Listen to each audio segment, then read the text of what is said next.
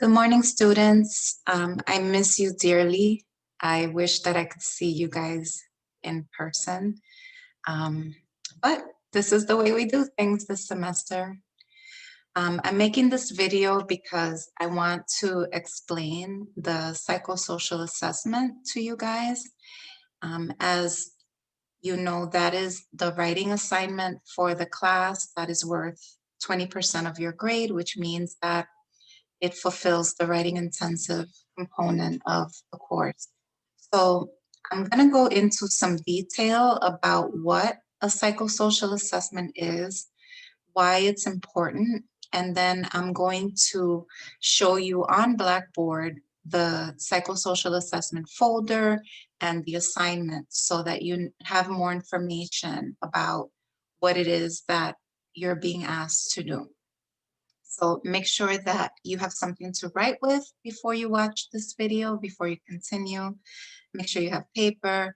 Print out the assignment if you can. This way you can follow along. So the psychosocial assessment is one of the most important skills that a clinician, whether you are a social worker or a therapist or a mental health professional, other mental health professional, I should say, or psychologists, nurses have a version of a psychosocial assessment that they do as well. So it's one of the most important skills that you can develop as a clinician, which is why I love to have this segment in my Hume 401 classes, because when you go on to the bachelor's and master's level, you'll be ahead of the game. You know, this is something that you're going to definitely be doing at those. A psychosocial assessment is one of the most important components of the therapeutic relationship with clients. And every agency has some sort of intake process. So whether or not they call the intake process a psychosocial assessment, there is actually some sort of assessment that is going on, because that is how agencies determine whether or not they're able to help a client, whether or not they are a good match. So that's one of the ways that agencies use the psychosocial assessment. Some agencies have different names for it. So for example, when I worked in adoption and foster care, we didn't call it a psychosocial, we called it a home study that I would go in and do. Some agencies call it an intake. So there are different names for it, but ultimately it serves a similar purpose. In addition to having different names for it, different agencies have different formats that they want you to follow for the psychosocial assessment. And so it's really important to learn how to do one based on guidelines that you are given. So that is the purpose of the assignment that you've been given for this class. It's not only, it's multiple objectives, right? So the first objective and goal is to get you to feel comfortable asking some questions that are typically found on a psychosocial assessment. It's to get you to practice some of those clinical skills by interviewing a partner. And it's also the opportunity for you to be able to see what it feels like to be in the position of someone being asked those questions. Okay, for the psychosocial assignment, you're going to be taking turns. You're going to be interviewing each other. Okay, so I'll go more into detail on that when I go over the assignment more in detail. Okay, but first I want to give you a bit of a background of why we do psychosocial assessments and why they are so important in social work. The other important thing for you to keep in mind is that, like I said before, agencies have different formats that they want you to follow for the psychosocial assessment. And so being a good writer, being able to write down the information that a client gives you in a professional manner is really important in social work. And I would say that it is one of the most marketable skills that you can have as a clinician. If you can write a really good psychosocial report, then you have an opportunity to work in a lot of different settings, because if you can write a good psychosocial report, it shows that you're really able to get to the root of some of the issues that the clients are presenting with.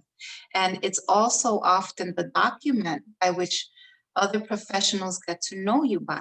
So, especially in this day and age of technology, you'll see as you move on in your careers that a lot of communication that we have with others is via email and via other written forms. And the psychosocial assessment is one that is used to share information about a client, of course, with their permission, to other professionals. For example, if you're working with a client and that client might need medication and you might need to refer them to a psychiatrist, then one of the very first things that they often ask for is a report or psychosocial on the client. And so, with the client's permission, we could share that information because it has that client's background and history, and it would help the psychiatrist to understand more of what are some of the things that have impacted the clients. So the psychosocial not only becomes a reflection of that client and sort of what they've been through, but as a professional, it becomes also a reflection of you and your ability to really critically understand a client on multiple levels. So a psychosocial assessment and relaying, sorry, this back to your most recent chapter that you read on understanding the problem solving process. The psychosocial assessment is often used in the beginning as a way of understanding all of the different problems that a client is dealing with. Because oftentimes clients will come to us and they'll have a presenting problem or a main issue that they want help with. But then as we get to know them, we find out that there are many issues underneath that problem. So, to give you an example, sometimes students will reach out to me and they will present the problem of, they've fallen behind in their classwork. Well, that would be the presenting problem. But then as I get to know them, as we communicate, then they'll share with me underlying problems. So the presenting problem would be they're falling behind in their classwork. The underlying problem could be, they are experiencing domestic violence at home and they've been under extreme stress because of the situation and they haven't been able to focus on school. So, that is an example of how, the domestic violence situation, the stress, the conflict, maybe difficulties concentrating, right, are the underlying problems. So typically, when a client comes to us, they'll tell us the presenting problem, but they may not necessarily be able to make the connection between the underlying problem and the presenting problem. So the psychosocial assessment, sitting down with the client and really exploring different aspects of their life, not only gives you more information about them, but it also helps clients to be able to connect the dots between the presenting problem and some of the underlying issues that are going on at home, and in their lives in general. So the other reason that the psychosocial assessment is so important, besides gathering information, is that it's not just about gathering information from the client, it's also about the way that you gather the information. So the psychosocial assessment is really an opportunity for you to get to bond and engage the client. It's an opportunity for you to establish trust. And it really is the beginning of a therapeutic relationship. Now, I have seen psychosocial assessments done where people have sat there and asked the client, you know, what is your name? Who do you live with? Where do you work? And, that's a robot can do that. right? We don't need a professional mental health worker to do that. They could fill out a form on the computer and give us the information. So it's not solely about gathering the information, although the information is important. It's about how you're asking the questions. It's about how you're listening to the client. It's about looking for that verbal and nonverbal communication. You know, the client may be saying one thing, but what is their nonverbal communication saying? Okay, so this is all very important for the purpose of this assignment because these are the things that I want you to keep in mind. I want you to keep in mind when you're interviewing your partner that it's not just about you gathering the information that I've asked you to gather. It's about how you're going to ask the questions.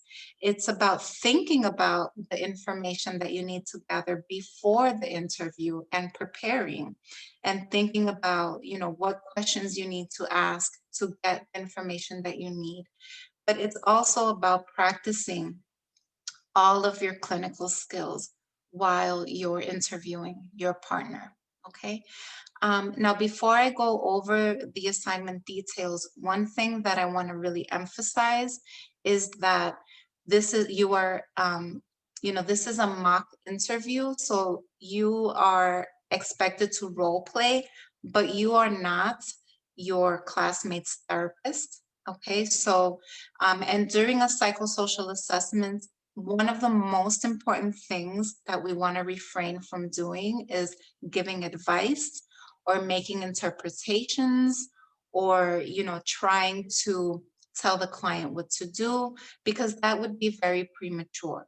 Okay, it's like, if somebody, you just met them and they try to give you advice and you just end up saying, yeah, I already did that, I already did that. It's not very validating. You might be coming from a good place, but until you really have established that relationship, it's not helpful to do that. So the psychosocial assessment is all about establishing that relationship. Okay, so I really want you to refrain from doing that during your interview. The other thing for the interview is the more that you really get into the character, into your role, particularly as the social worker, the person being interviewed, just be yourself, okay? But as the social worker, the more that you can keep it professional and refrain from, you know, being, that person's classmate and just really assuming the role of the social worker, the more you're going to get out of the assignment because it'll force you to really see where you might struggle, and also recognize your strengths, if you were doing this with an actual client. Okay, so I just want to go on to Blackboard now. I'm going to share my screen and I'm going to go over the psychosocial assessment. Sorry about that. Let me bring you back.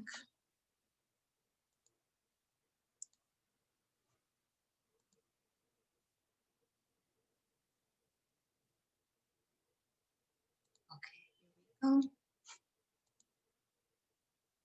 Okay, so on Blackboard, on the left-hand side, you'll see that there's a folder that says Psychosocial Final Assignment Due.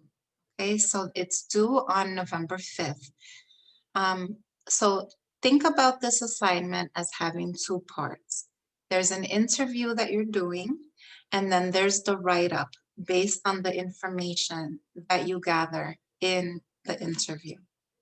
I'm going to open up here the assignment instructions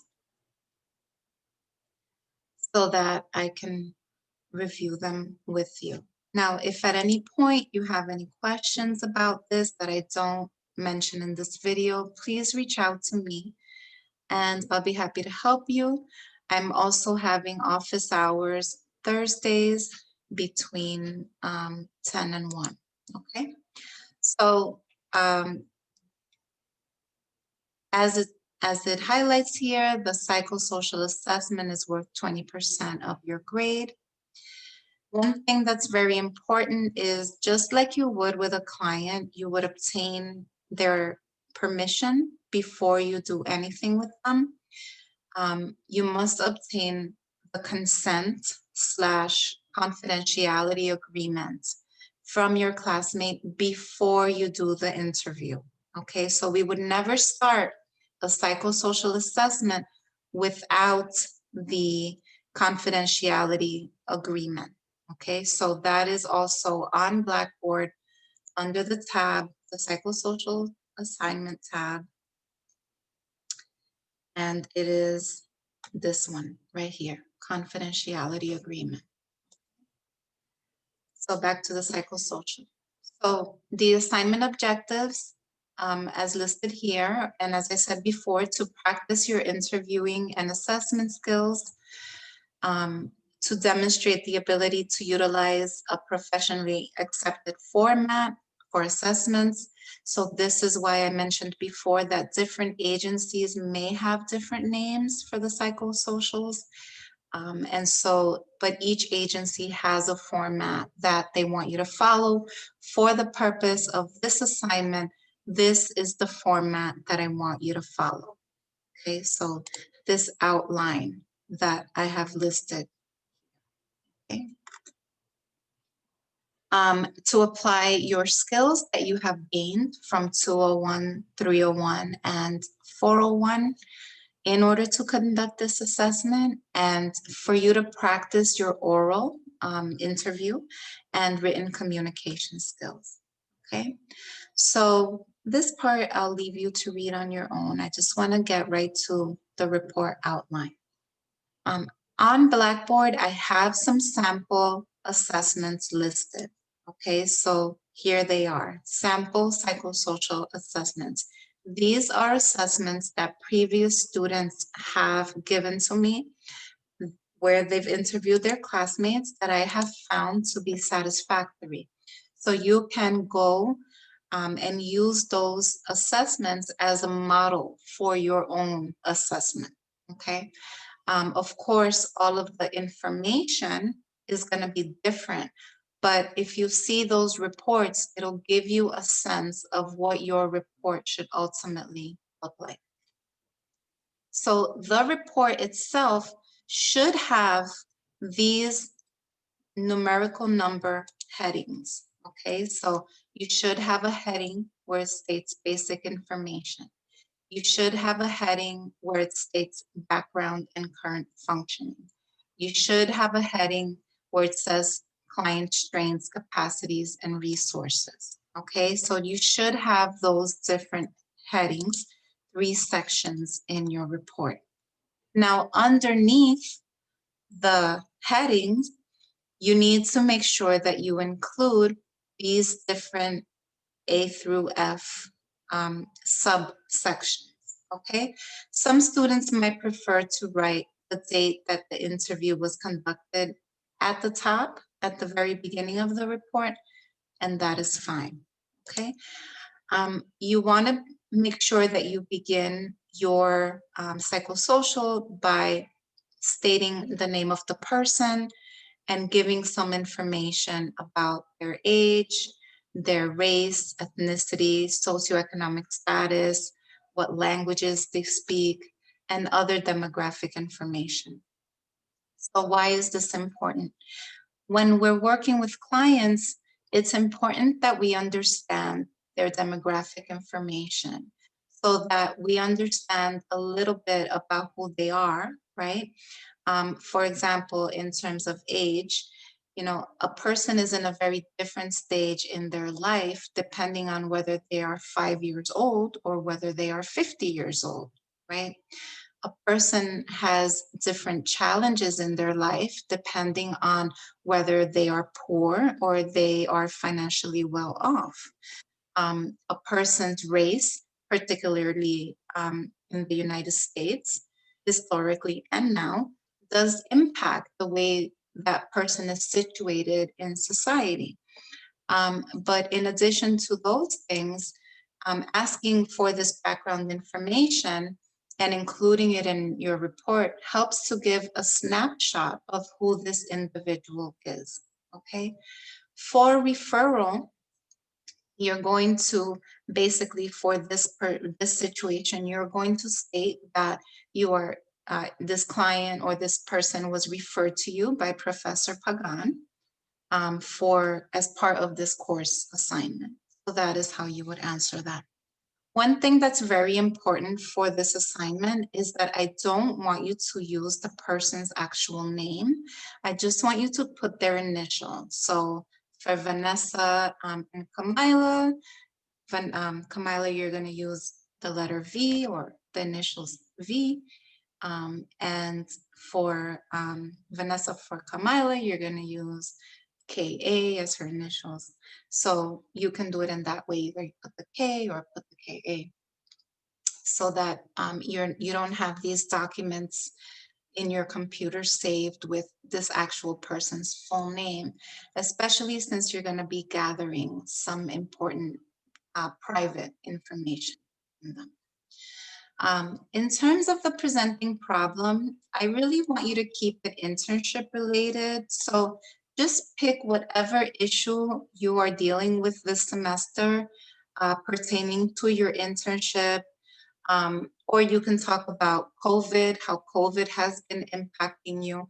I just want it to be sort of an issue that you focus on that is sort of something that we all have in common this semester.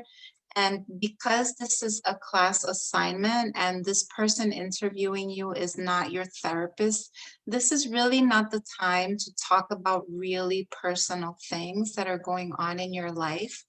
And if you're having a hard time containing that, like not talking about whatever really personal issues that you're having going on, like if they're really consuming you, if you're experiencing a crisis, please reach out to the counseling center. They are available this semester to do virtual meetings with students. But for the purpose of this assignment, let's keep it to the internship, or you can relate it to COVID, or, things that are pretty kind of, not that they're easy things that are going on by any means. They are very traumatizing, especially with COVID, but, keep it to something that we can kind of all relate to about this particular semester. Sources of data. So for this part here, typically when we're interviewing clients, we may have different sources of data. So if we're interviewing, let's say a client in a hospital, let's say you're a hospital social worker, then you might have access to the client's medical records. And in addition to the interview with the client, you could also in your psychosocial include information from that client's medical records. If you're working as a school social worker and you're doing a psychosocial about a child with a parent, you're going to be including the information that the parent tells you about the child. But another source of data, as some of you might guess, would be things like the student's school records, or if you have confidential access to the student's IEP records, if it's a special education student. So for the purpose of this assignment, the source of your data is going to be the client. Next, and again, this goes back to being able to provide the reader with a general description of the client or snapshot of who they are. You're going to include some information about the client general description. Okay, so some helpful things that you might state would be, how is the client's demeanor? So for example, if you're interviewing a student who is upbeat and friendly, or soft spoken, kind of, quiet voice, or they appear to be a little bit shy, you want to include that. The ways that we would use this with our clients, for example, is if we were working with a client and that client presented as, sort of, really tired, or if we notice things like, for example, it's winter and the client wasn't dressed appropriately, like they were missing a winter coat, we would want to make note of that. or if the client presented with a sad demeanor, or if the client was frustrated throughout the session. We would want to make a note of that, because those are important nonverbal cues that that client is sharing with us about how they are presenting at this moment in time. Or in some cases, maybe that client generally presents like that all the time, which would be important information. So back to the write-up of what this is supposed to look like. Again, use the examples that are on Blackboard to guide you on how this should look when you write it up. But you definitely want to have the basic information section. And then you can have sort of like these subsections, maybe in italics, and then, have the information beneath it.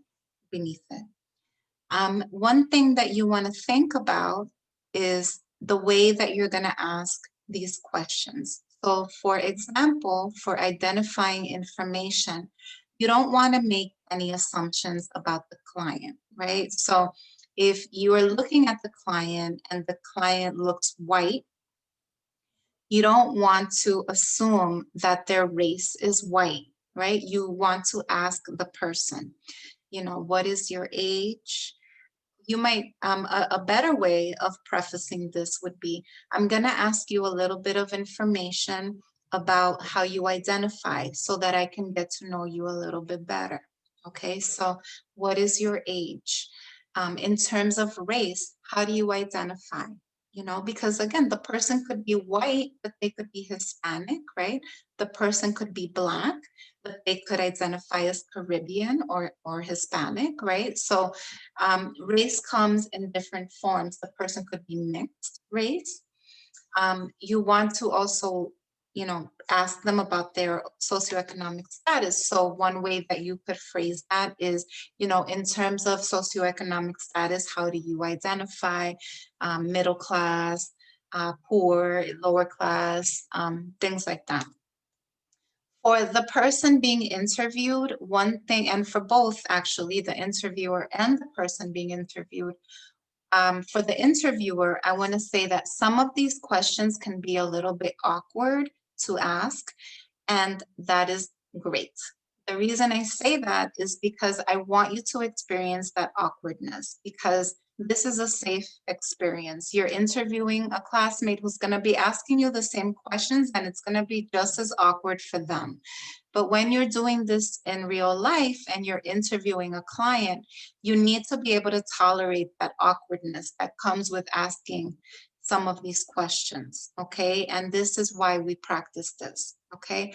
On the other side, for the person being interviewed, one thing that I want you to know about all of these questions, and, for example, things like, psychological and psychiatric functioning, legal concerns. I'm just looking at some of them that might spark up, maybe anything that you might not want to share. I just want you to know that if there's anything that the interviewer asks you during any part of the interview, just like a client has the right to say, I don't want to talk about that right now, or let's skip that one, then you have that right to do that as well. Okay, so if there is anything, any topic on here that you don't want to go into, definitely just let the person interviewing you know. I don't really want to go into that. And for the interviewer, if it means that you have a section that is missing, like for example, legal issues, then you can just say, the client did not want to discuss this particular situation or this particular issue or matter. Okay. Um, Scrolling back up, again, the presenting problem is going to be internship related. I think we should be clear on that part. Now, going into the background and current functioning, again, you shouldn't be walking into this interview with your fellow student, just having this in front of you and it being the first time you look at it. You need to really be prepared for the interview and how you're going to ask these questions. So take this sheet, read it over, and next to each one, start to write how you're going to ask this question. Okay, especially if it's something that feels a little bit awkward for you. Think about how you're going to frame this question in a way that doesn't feel so awkward or feels at as least awkward as possible, and how this is going to also make the client feel, right? So family composition, and again, we don't want to go into any of these questions making assumptions, right? So um, for family composition and background. For example, if during the first section, the client mentions to you that they have a child, you don't want to start family composition by saying, oh, okay, so you have a husband or you have a wife, because this could be a single parent, right? So you want to keep these questions as open as possible. Okay. Another one that I often get is sometimes students, when they talk about religion, is they might go into it asking assumptions, or they might even skip this question. I've seen cases where students, like a student was Latina and she interviewed another Latina person. And she was like, oh, she's Hispanic, so she must be Catholic. No, don't make assumptions, okay? Make sure that you ask. And especially, I'm thinking now about like Karina and Betsy, who are really good friends. Try to approach this as much as possible like you don't know this person. And that's really hard to do when you already know each other, okay? So make sure that you do that as much as possible. So for family composition and background, one thing that you might want to do is simply open-ended ask, who do you live with? And once they tell you who you live with, say, is there anybody else that maybe you don't live with that you consider part of your family? Because one thing that we want to keep in mind is that, family has different definitions. So somebody might live by themselves, which is what we mean when we talk about, immediate, like geographically close, but someone might live with a roommate, and they might just be renting a room. So you want to give your client the opportunity to define family. So you want to find out, who do you consider as part of your family, who do you live with, things like that. Educational background. So I want you in this section to include things like, where did your client go to school for elementary school? Start from there. Elementary school, junior high school, all the way up to BMCC. Okay, did they go to school here? Did they go to school in another country? Really give me a sense of that client's educational background. When it comes to employment and vocational skills, so, have what kind of jobs has this person had before? If they've never worked, definitely include their internship here, because even though that's not employment, those are vocational skills that the student is gaining. But did this student take courses in a particular thing before coming to BMCC, things like that, or maybe while at BMCC? Religious and spiritual involvement. So for some students, like I said before, you don't want to make assumptions about any religion or spiritual involvement, but you do want to, we're asking these questions because we want to assess sort of the importance of the church or religion or spirituality, because not everybody goes to church, but, many people are spiritual, but just, not religious. But we're trying, all of these questions about family, religion, things like that. We're asking them because we want to understand this person's support system. And we also want to understand their resources, their view of the world, what do they fall back on when things are tough?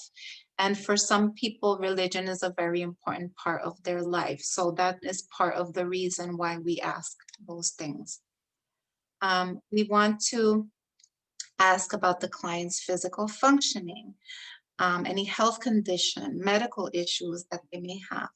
And when we're working with clients, this is really important because, as we all know, there's a mind and body connection.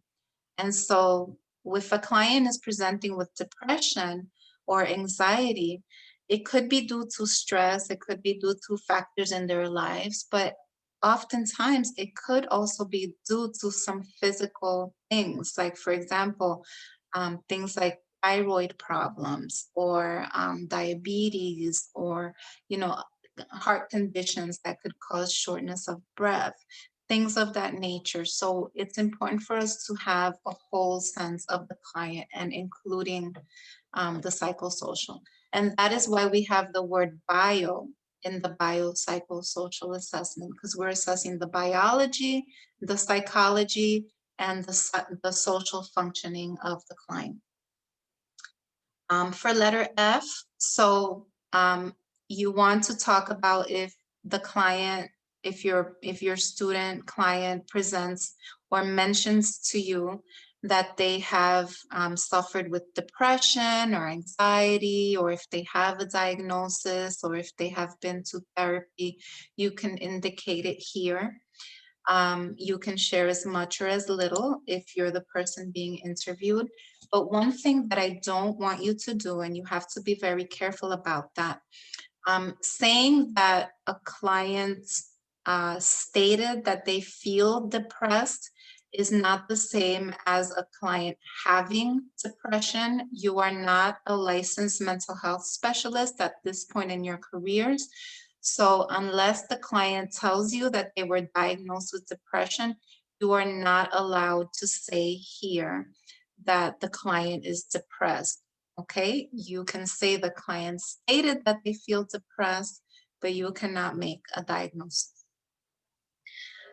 Social, community, and recreational activities. So here is where you would talk about, anything that the client belongs to, any social programs, things that they like to do. Do they like to go shopping? Do they like to go to clubs? Do they like to, be on social media? What are some of the things that this client enjoys doing? Basic life necessities. So this is a really important one, and I always tell students to anticipate that your client may not have all of their basic life necessities. And so this is why whenever we go into a psychosocial meeting with a client, we want to also go in with resources. So for example, whenever I'm meeting with a parent, I always go into that meeting with information about food stamps, with information about local pantries in their community, information about daycare. If I'm interviewing the parent of a young child, I might anticipate that that parent might be wanting to go back to work, but maybe they don't have daycare or they may not know how to apply for it. Usually you start to know what resources you're going to bring with you after you have some experience getting to know your population. But in this particular case, your population is a BMCC student, right? So think about some of the resources that are on campus to help students, because as you're discussing all of these things, you might notice that a student could really benefit from a session or two or many at the BMCC Counseling Center. So you may want to have the website or the phone number or some information, maybe a printout. I'm thinking about how you guys would do this over the computer. Maybe, tell them you'll email them the link after the session of the BMCC Counseling Center and encourage them to go if this is something that you think might benefit them. But again, we're not telling them to go. We're just saying, hey, remember, BMCC has the counseling center. It might be good for you to go talk to them about this. There are also other resources at BMCC, like, for example, Single Stop. If a student is struggling with the basic needs, there's a food pantry at BMCC. So you might want to remind them about that. Okay, so you're going to get this basic life necessities information, but you also want to be helpful. And you wouldn't let a client who's telling you, I have no food at home and 3 kids to feed, just walk out of your door knowing that they're going to be hungry tonight, right? You want to gather this information, but you want them to walk out the door with something helpful that could help them. Okay, so while we're not giving advice and solutions during a psychosocial, we do want to empower clients by giving them resources. Legal concerns. So, this could be anything ranging from having been arrested to um, if there's a custody dispute. Sometimes clients, if we're interviewing a parent, we might ask about ACS involvement in the past, things like that. So when we're in the field, these legal concerns or questions, you know, can be tailored towards, the population you work with. Sometimes I ask students, not sometimes, every time when I'm placing students in internships, I have to ask them, are there any legal issues? Because depending on the internship, it may not accept you. So, we're not asking these questions to be nosy. We're trying to get a sense of, your life. Okay. Um, and again, you don't have to share anything if you don't feel comfortable. And then other environmental or psychosocial factors. Here you would list pretty much anything that hasn't been asked before, or anything that you're not really sure where to put. Okay. The last section is the client's strengths, capacities, and resources. So, this is one of my favorite parts of doing a psychosocial because it's an opportunity, not only for you to give feedback to the client about what positive strengths you have observed in them, but it's also an important time for you to ask your client what strengths they have, because sometimes as human beings, we may have a hard time. We may have an easier time focusing on our flaws or like the areas that we need to grow, as I like to say, better than flaws. Um, but we may have a hard time focusing on our strengths. And since we do use the strength perspective first and foremost when we work with clients, we want to introduce this early on. So I always ask clients, now that we've talked about all of these things, all of these, different parts of your life, you know, I'm seeing some strengths in you. What strengths do you see in yourself? What are your positive qualities? How have you been resilient in your life? What has gotten you through the hard times? Okay, so those are some different ways to phrase that. I would just do one at a time. What are your strengths? And then, share with them, like, well, when you told me about that situation, I was really impressed with the way you handled it, and give them feedback on the strengths and capacities that you have noticed and write them down for this part of the psychosocial. Okay? Um, Now, the other things on here, I'm not going to go into, but really for the next 3 weeks, all of this stuff here, this is what is going to be your assignment on Blackboard, to really go through everything step by step. Um, for the different parts of the assignment, like the presenting problem, the general description, things like that. If you get stuck, these sheets give you some information about how you would handle that section. So, for example, general description, you don't know what to write. So, here is an example. And here are some of the things that you might talk about for general description: the client's appearance, their attitude, their affect, how they're presenting, um, how they speak, things of that nature. Okay, so here are some worksheets that kind of really break it down for you. There's the confidentiality agreement. Remember that when you submit your psychosocial assignment, you have to submit this agreement or I will not accept it, because I need to know this person gave you permission to interview them and to write a report about them. Here are the sample psychosocials that I mentioned before. And then here are some different videos actually seeing how a clinician would ask some of these types of questions that I am asking you to. So here is where I'm going to create an assignment tab that um, has the psychosocial for you to submit it. Okay, the psychosocial is going to be submitted on Blackboard. Let me just stop sharing. There's my cat in the background for those of you that like pets. All right, everybody. So I hope this video has made things clearer for you. If you have any questions, please email me as usual. Feel free to make an appointment with me during office hours. And remember that when you submit your assignment, I'm going to consider the first one a draft. And if you get anything less than a B, then you can redo it. Okay, so a B or above, I'm going to take that as your final grade. Anything less than a B, then I'll ask you to revise it. Okay, I hope you have fun with this assignment and, really take your time to go through the material on Blackboard so that you can be as prepared as possible.